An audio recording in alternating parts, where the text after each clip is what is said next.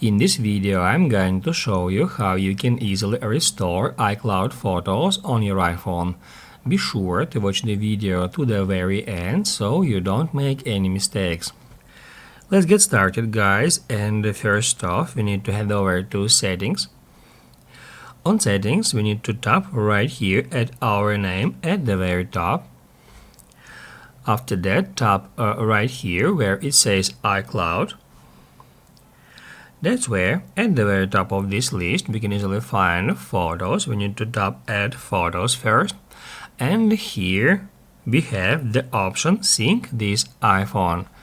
Now guys, if you would like to restore all your photos from the iCloud directly to that particular device, you just need to activate this option, and what that will do, that will sync all the photos between your current device and your iCloud storage. So once you turn it off, it will start syncing and it will download all the images, all the videos from your iCloud directly to your iPhone's camera roll or photo gallery. Basically, guys, that's it. So if this video was helpful for you, don't forget to hit the like button.